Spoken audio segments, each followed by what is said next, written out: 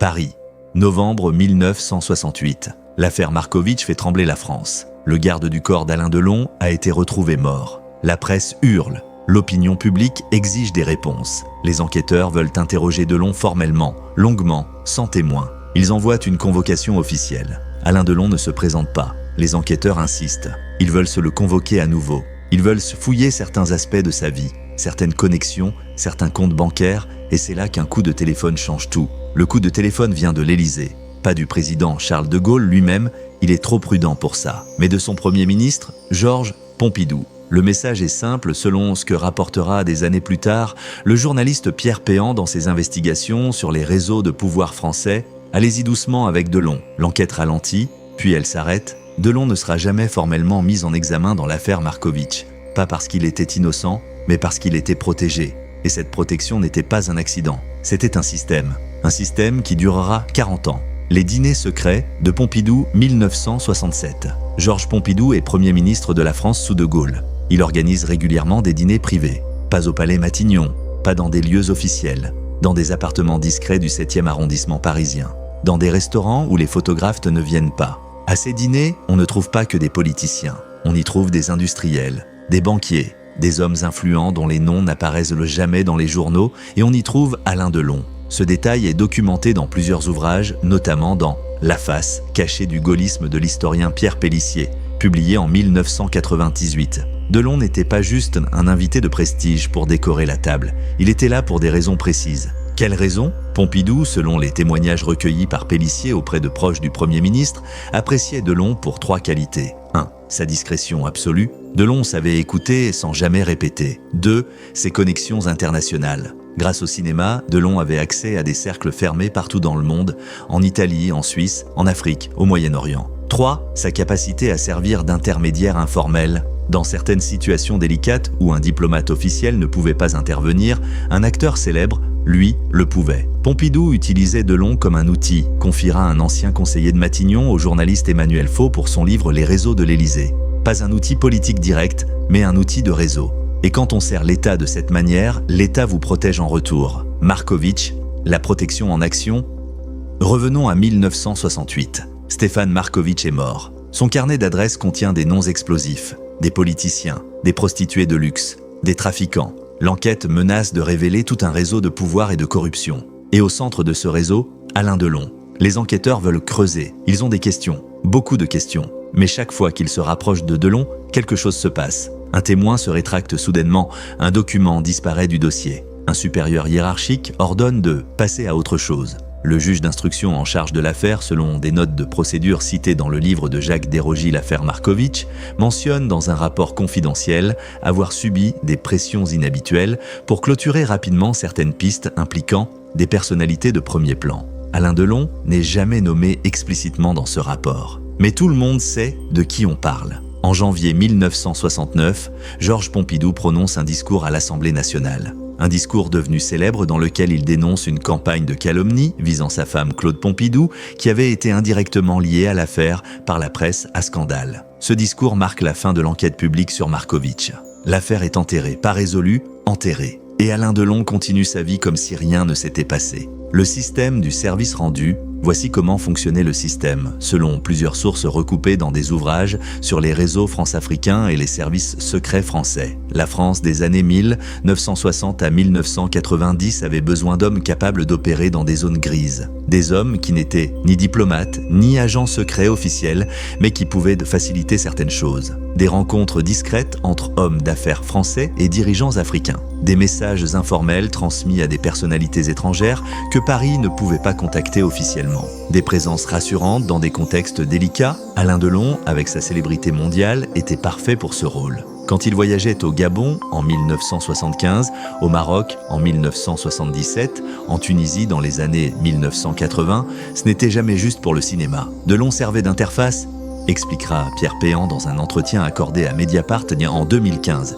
Il n'était pas un agent, mais il rendait des services. Et en échange, il bénéficiait d'une protection. Cette protection signifiait concrètement que les enquêtes fiscales le concernant étaient classées rapidement, que ses fréquentations douteuses n'étaient jamais officiellement scrutées, que ses déclarations publiques controversées ne donnaient jamais lieu à des poursuites. Delon était devenu intouchable. Les voyages africains, plus qu'un acteur, entre 1970 et 1985, Alain Delon effectue au moins 7 voyages documentés en Afrique subsaharienne. Officiellement, promotion de films, rencontres culturelles, festival de cinéma. Officieusement, quelque chose de beaucoup plus complexe. Prenons le voyage au Gabon de juillet 1975 que nous avons déjà évoqué. Delon reste 10 jours. Il rencontre le président Omar Bongo, ils dînent ensemble à 3 reprises.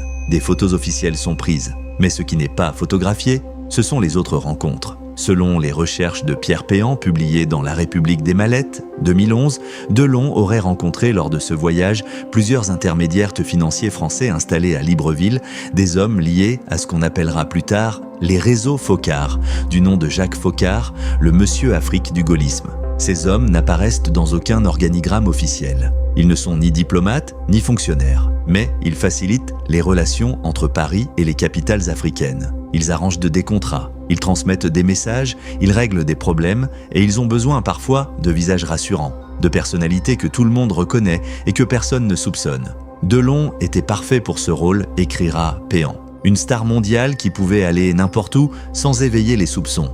Un homme qui comprenait le pouvoir et savait comment le servir discrètement. En 1978, nouveau voyage, cette fois au Maroc. Delon rencontre le roi Hassan II. La presse marocaine couvre l'événement comme une visite de courtoisie. Mais 3 semaines après le retour de Delon à Paris, un contrat d'armement important est signé entre la France et le Maroc. Un contrat qui avait été bloqué depuis des mois pour des raisons diplomatiques. Coïncidence ? Peut-être. Ou peut-être que dans les salons privés du Palais Royal, loin des photographes, certaines choses ont été dites, certaines assurances ont été données, certains blocages ont été débloqués.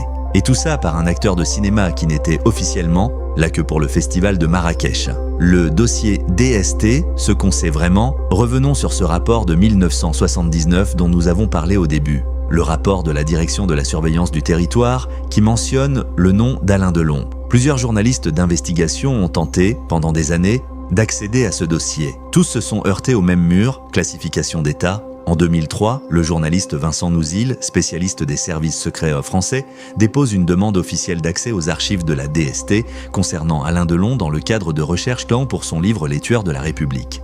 Réponse de la commission d'accès aux documents administratifs, refus, motif, atteinte à la sûreté de l'État, atteinte à la sûreté de l'État. Cette formulation est rarement utilisée.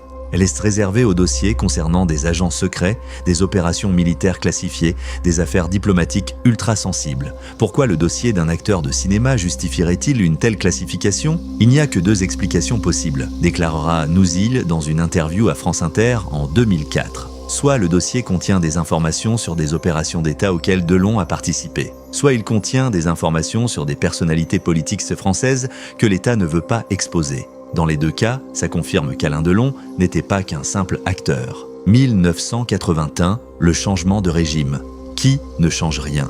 Mais 1981, François Mitterrand, socialiste, est élu président de la République. Alain Delon est un homme de droite. Il a soutenu publiquement Valéry Giscard d'Estaing. Il est proche de figures conservatrices, voire d'extrême droite. Logiquement, avec l'arrivée de la gauche au pouvoir, Delon devrait perdre sa protection. Mais ça n'arrive pas. Au contraire, Mitterrand, selon les mémoires de son conseiller Jacques Attali, publiées en 1993, verbatim 1, avait une vision très pragmatique de ces questions. Il héritait d'un État et de ses réseaux parallèles. Et il savait qu'on ne démantèle pas ces réseaux du jour au lendemain. Delon connaissait trop de secrets. Il avait servi trop de gouvernements. Il avait accès à trop de dossiers sensibles. On ne touche pas à un homme qui sait où les corps sont enterrés, aurait dit Mitterrand à l'un de ses proches, selon le témoignage rapporté dans le livre Mitterrand, le grand architecte de Franz-Olivier Gisbert. La protection continue. Sous un gouvernement de gauche, c'est peut-être la preuve la plus éclatante que Delon n'était pas protégé pour des raisons idéologiques ou personnelles. Il était protégé pour des raisons d'État. La protection continue. Sous un gouvernement de gauche, c'est peut-être la preuve la plus éclatante que Delon n'était pas protégé pour des raisons idéologiques ou personnelles. Il était protégé pour des raisons d'État. Et il y a une raison précise à cette continuité. Mitterrand hérite d'un problème. Delon connaît les secrets du régime précédent. Tous les services rendus à Pompidou, à Giscard, tous les voyages officieux, tous les noms, tous les comptes, toutes les connexions. Si Delon décide de parler, dans un livre, dans une interview, dans un procès, c'est toute la continuité de l'État gaulliste qui explose. Mitterrand était un pragmatique, écrit l'historien Jean Lacouture dans sa biographie monumentale du président socialiste. Il savait que certains secrets doivent rester enterrés. Peu importe qui est au pouvoir, Delon faisait partie de ces secrets. 1985, l'affaire Rainbow Warrior et le silence de Delon. Juillet 1985, les services secrets français coulent le navire de Greenpeace Rainbow Warrior dans le port d'Auckland, en Nouvelle-Zélande. Un photographe, Fernando Pereira, meurt dans l'explosion. Le scandale est international. La France est accusée de terrorisme d'État. Pendant l'enquête qui suit, plusieurs noms circulent. Des hommes liés aux services secrets, des réseaux parallèles, des commanditaires politiques. Et dans les marges de cette affaire, le nom d'Alain Delon apparaît brièvement. Pas comme participant, mais comme témoin potentiel. Selon des notes d'enquête consultées par le journaliste Edoui Plenel pour son livre La part d'ombre, 1992, Delon aurait été en contact avec l'un des coordinateurs de l'opération quelques semaines avant l'attentat. Une rencontre dans un restaurant parisien notée par les services de surveillance néo-zélandais qui suivaient déjà certains agents français. Les enquêteurs français voulaient interroger Delon sur cette rencontre. Ils n'ont jamais été autorisés à le faire. L'ordre est venu d'en haut, très haut. Delon ne sera jamais appelé à témoigner. Son nom disparaît du dossier. L'affaire est classée sans qu'il soit jamais entendu. 20 ans plus tard, interrogé par Paris Match sur cette période, Delon répondra simplement « Je ne sais rien sur Rainbow Warrior et si je savais quelque chose, je ne le dirais pas. Certaines choses doivent rester privées. Privées, pas secrètes. Privées. » Le choix des mots, encore une fois, est révélateur. 1990 à 2000, scandale sans conséquences. Les années 1990 sont marquées par une série de scandales impliquant Alain Delon. 1993, Delon fait des déclarations publiques en faveur de Jean-Marie Le Pen. Des associations antiracistes menacent de porter plainte. Rien ne se passe. 1997, Delon est impliqué dans une affaire de détention illégale d'armes. Plusieurs armes de poing non déclarées sont découvertes chez lui. Normalement, c'est un délit pénal. Le dossier est classé sans suite. 2005, Delon accorde une interview où il tient des propos jugés homophobes par plusieurs associations LGBT. Nouvelle menace de plainte. Toujours rien. À chaque fois le même schéma, scandale médiatique, indignation publique, puis silence. Aucune poursuite, aucune condamnation, aucune sanction. Un journaliste de Libération écrira en 2008 « Alain Delon semble bénéficier d'une immunité que même les politiciens n'ont pas ». Cette observation est troublante, parce qu'elle soulève une question. Si Delon n'était qu'un acteur retraité sans pouvoir réel, pourquoi continuerait-il à être protégé des décennies après avoir rendu ses derniers services? La réponse la plus logique, parce qu'il sait toujours. Et ce qu'il sait peut toujours nuire. 2019, 72 armes et aucune arrestation 28 février 2019. La police perquisitionne la propriété d'Alain Delon à Douchy-les-Mines dans le cadre d'une enquête préliminaire. Ce qu'ils trouvent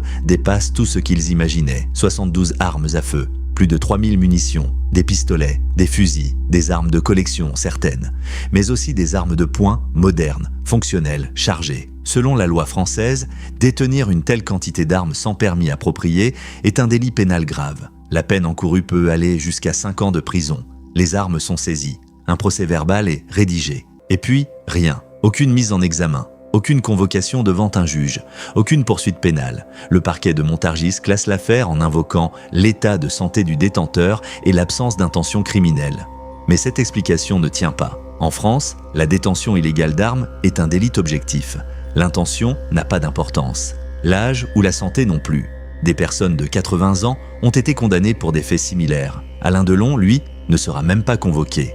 Un avocat spécialisé en droit pénal, interrogé anonymement par Le Monde en mars 2019, déclarera « Ce classement sans suite dans ces circonstances est un inhabituel, très inhabituel. Inhabituel, c'est le mot poli pour dire impossible sans intervention. » Un avocat spécialisé en droit pénal, interrogé anonymement par Le Monde en mars 2019, déclarera « Ce classement sans suite dans ces circonstances est inhabituel, très inhabituel. Inhabituel, c'est le mot poli pour dire impossible sans intervention. » Mais voici le détail qui rend cette affaire encore plus troublante. Parmi les 72 armes saisies, plusieurs portèrent des numéros de série effacés. En droit français, c'est une circonstance aggravante. Cela transforme une simple détention illégale en présomption de lien avec le crime organisé. Delon n'a même pas été interrogé sur la provenance de ces armes. Le dossier a été classé en 48 heures. 48 heures pour une affaire qui aurait dû déclencher une enquête de plusieurs mois. On ne classe pas une affaire pareille en 48 heures sans un coup de fil de très haut, confiera un magistrat à Mediapart sous couvert d'anonymat. Même à 83 ans,